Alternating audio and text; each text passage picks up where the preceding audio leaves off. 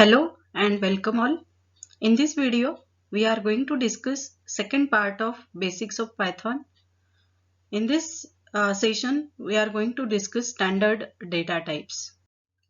The outline for this session is, first of all, we are going to discuss standard data types like basic, none, boolean, numbers.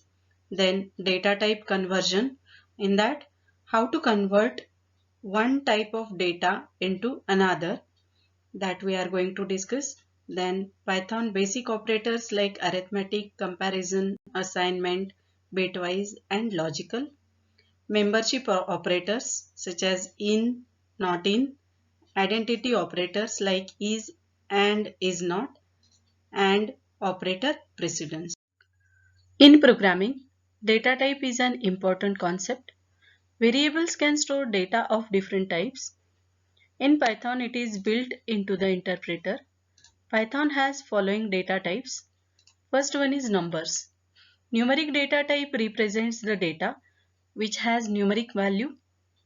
Numeric value can be integer, floating number or even complex numbers. Next one is Boolean. It is a data type which is either true or false values. Boolean objects are equal to true or false. Third one is sequence. It is the ordered collection of similar or different data types. It permits to store multiple values in an organized and efficient fashion. There are several sequence types in Python, that are string, list and tuple. Fourth one is set. It is an unordered collection of data type that is iterable, mutable and has no duplicate elements. And fifth one is dictionary. It is an unordered collection of data values that are used to store data values like a map, which is unlike other data types that hold only single value as an element. Dictionary holds key value pair. So one by one, all these standard data types we are going to discuss here. First one is numbers. Python supports built-in number data type. It has either numbers, that is integer, float or complex numbers. Integer data type, they are often called just integers or int. They are of positive or negative whole numbers with no decimal point. They are unlimited in size. For example, on my Python prompt, I write very big number and I will add one number into that. So I get very long number as a result, as it is unlimited in size.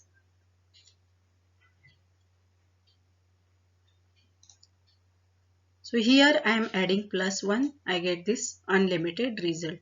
Then on next example 2 raised to 999, I get this very long number. If I want to find length of this number, that I have to convert that 2 raised to 999 into string format, and then I will apply len function. So its total length is 301, that is 301 digits are there. If I want to find out data type of 1 to 3, I will use type 1 to 3. It gives me class integer. Next is float point numbers or float. It allows decimal point and an optional exponent. It is 64-bit double precision floating point numbers. For example, on my Python prompt, I will write one float number 1.23 multiply by some exponent value I am multiplying it. So I get the result this.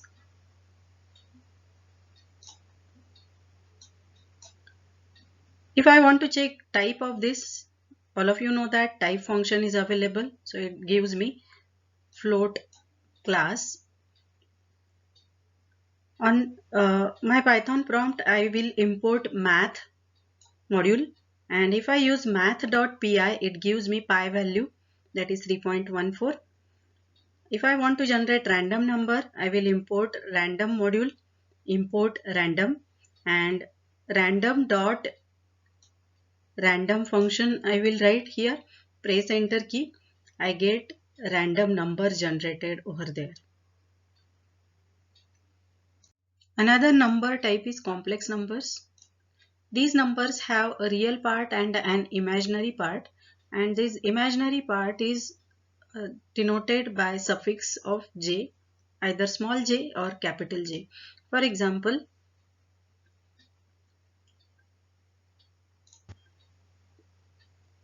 I am declaring one variable myvar is equal to 1 plus 2j, which is a complex number which contains real part and imaginary part, and I am displaying that value using only myvar. So that result is displayed 1 plus 2j. Now if I want to extract only real part, I will use myvar.real. So only real part is extracted, that is 1. And if I want to extract only imaginary part, so I will use myvar.imaj. So I get only imaginary part. If I want to check type of myvar, use type function, it returns me it belongs to class complex. You can multiply this myvar with another complex number. So I get the result. Multiply two complex numbers, I get the result, the multiplication result. Truth value testing in Python. To test any object for its truth value, we can use it as operand in Boolean operation. As mentioned, none. Python provides special data type value none. None is used to initialize an object. Then false. Then 0 of any numeric type, either integer, that is numeric types integer, float or complex. Then any empty sequence, that sequence is either in string, list or tuple. Any empty mapping, which is in curly bracket. Here we can check this truth value. For example, I am declaring one variable, my object, and I am assigning the value as none. Then I am giving type function of this variable, which returns me the type of this my object, and it returns me the class none type.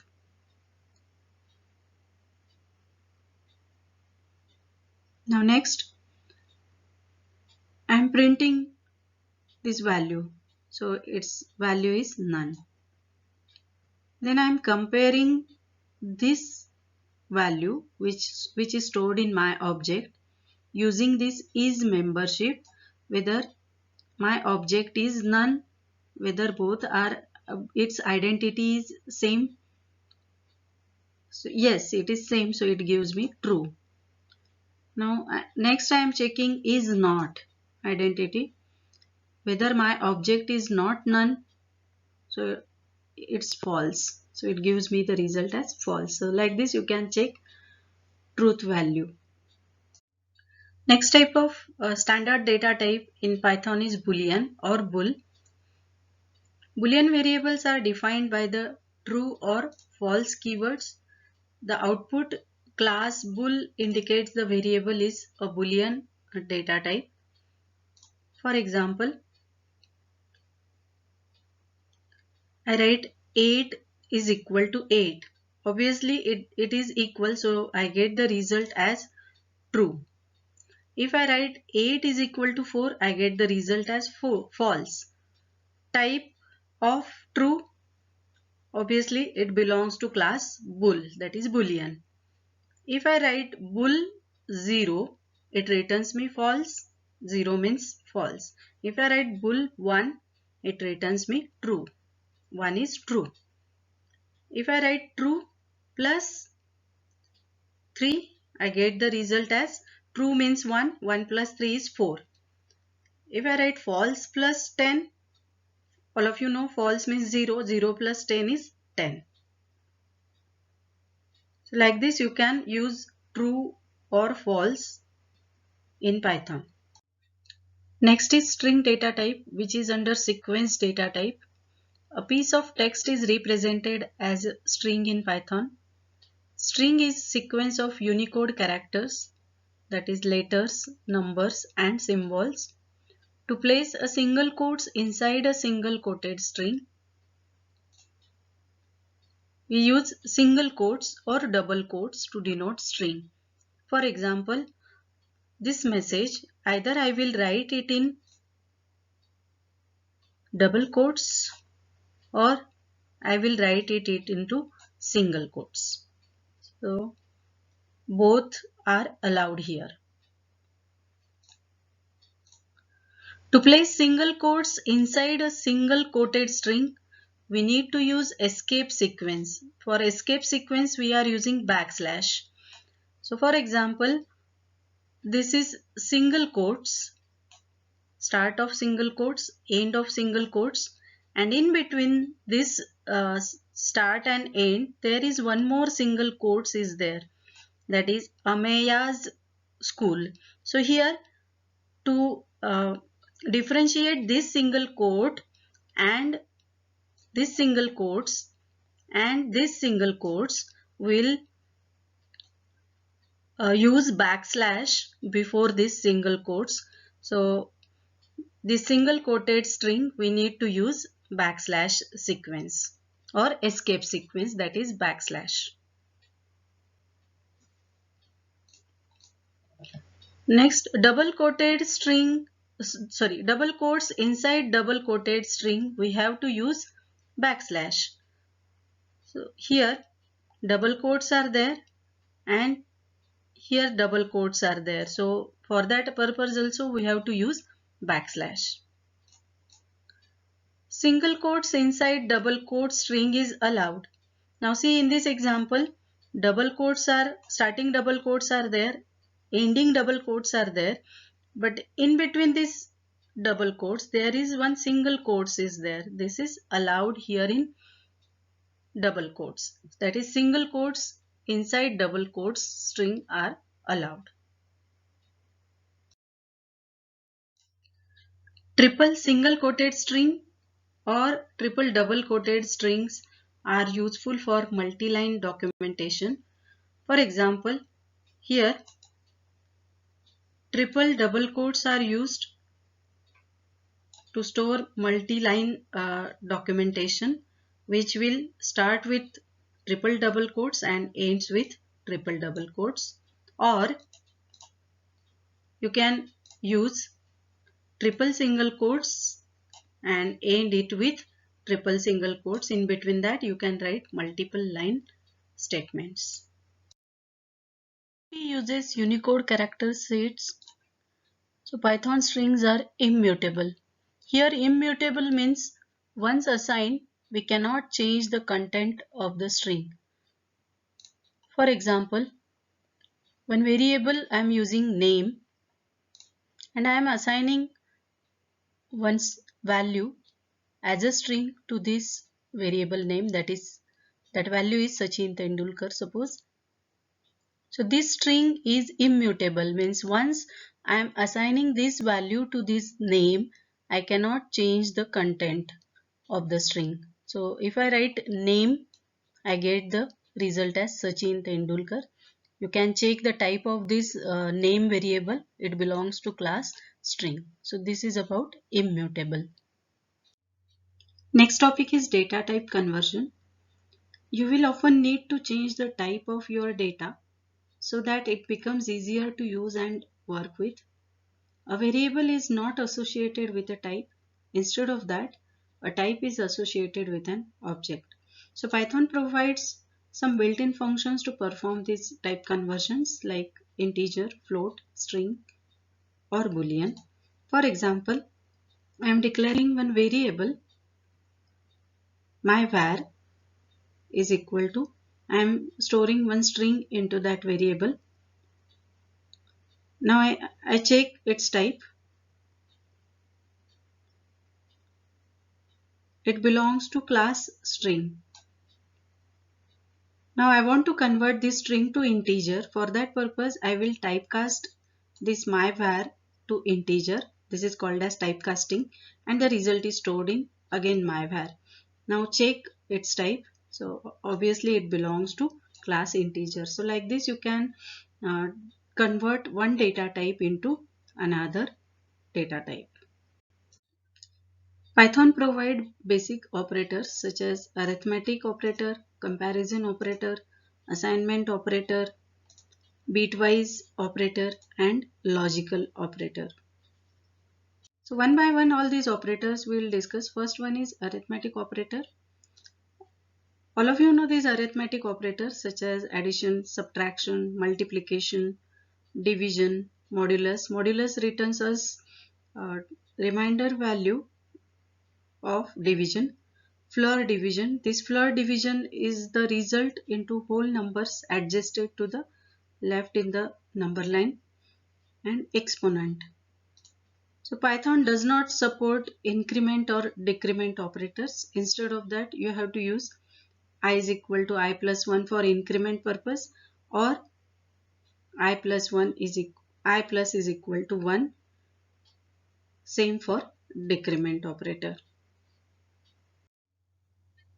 Next type of operator is comparison or relational operators. All of you know these operators such as equal, double equal to, not equal to, greater than, less than, greater than or equal to, less than or equal to. Using this we can compare two values and we get the result as either true or false. Next type of operator is assignment operator. This assignment operators are equal to, which will check whether which will assign a plus b values to third variable, that is c. Plus equal to, this is equivalent to c plus a. You can write it like this: c plus a means add c value to a and store the result in c again. Minus equal to, same like addition. Instead of that, subtraction is performed here.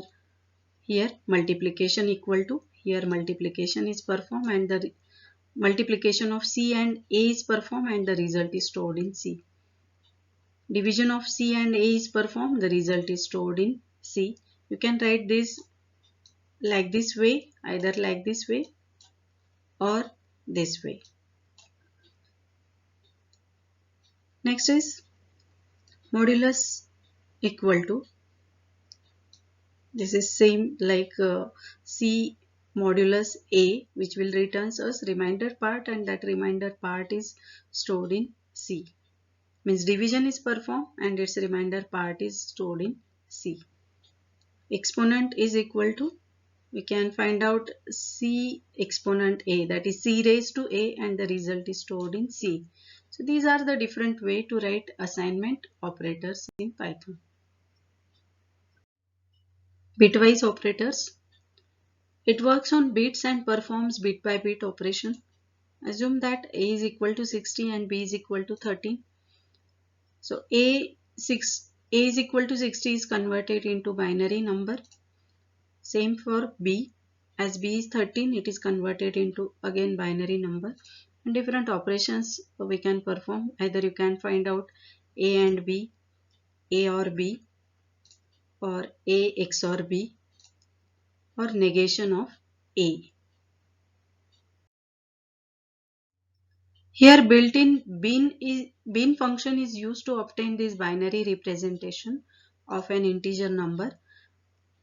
Here AND is binary AND, OR is binary OR, binary XOR. You can find out binary ones complement using negation of a. For example, if a is equal to this number, its negation means here 0 is converted to 1 and 1 is converted to 0. You can find out binary left shift, means that number is shifted by a value, and binary right shift, that this number is shifted to a value. Next type of operator is logical operator, which gives either true or false result. Suppose A holds true and B holds false. So you can apply logical and or, which is logical or, and not, that is logical not. So A and B, as A is true and B is false, so we get the result as false. As second example, A or B, as A is true or B is false, so result we get as true, and not A and B. Now A and B result is false and its not is taken, so not false means it is true. Next is membership operator.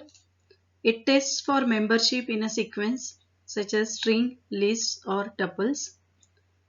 Two operators are there, in operator and not in operator. In operator, suppose there are two variables x and y. I will check x in y. If x in y means x is a member of sequence y, we get the result as 1. If it is true, we get the result as 1. Otherwise, we get the result as false.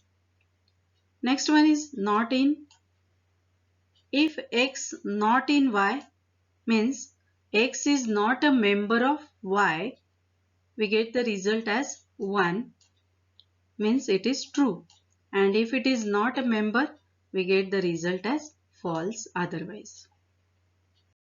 Next one is identity operators, which compares the memory location of two objects. There are two operators available. First is and second is not. Is x is y.